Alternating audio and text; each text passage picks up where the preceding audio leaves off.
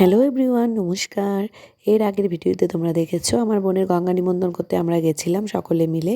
গঙ্গা নিমন্ত্রণ করে এসে তারপর স্নান করানো হলো। স্নান করানোর পর ঘরের মধ্যে বসিয়ে এবার বোনকে শাঁখা পরানো হবে।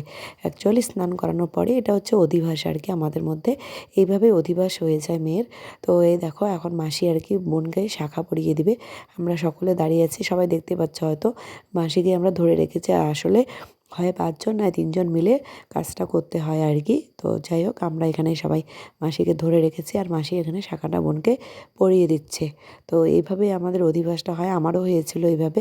তারপর ভোরবেলা হবে দধিমঙ্গল, সেটারও ক্লিপ তোমাদের সাথে আমি শেয়ার করব। তো এটা হচ্ছে অধিবাস। তো তোমাদের কার কীভাবে অধিবাস হয় কমেন্টে অবশ্যই জানাবে। আর আমার বিয়ের ব্লগগুলো কেমন লাগছে অবশ্যই কমেন্ট করবে। আর যেহেতু প্রচণ্ড ঠান্ডা, তো কি বলবো, আর হাত তো মানে কাজই করে না। আর তোমাদের আগেও বললাম এখানকার ওয়েদার একদমই আলাদা, প্রচণ্ড ঠান্ডা, মানে আমাদের বাড়ির থেকে অনেক বেশি অনেক বেশি। তো যাই হোক, শাঁখাগুলো তো আমরাই কিনতে গিয়েছিলাম, সেটারও ক্লিপ তোমাদের সাথে শেয়ার করব। তো এই দেখো, দেখতে থাকো তোমরা।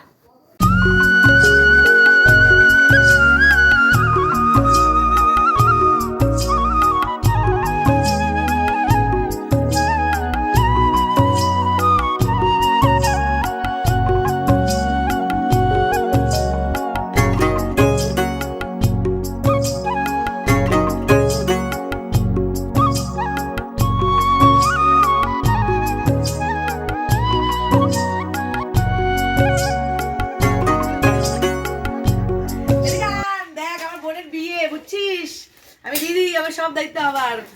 না রে বল, দায়িত্ব দিছিস, পয়সা পয়সা নাই, সব ফ্রি কাজ। মাসি তোমার ফ্রি কাজ, দায়িত্ব আছে, টাকা পয়সা নেই, আমার লাভই নাই। মিষ্টিও গেলাম না।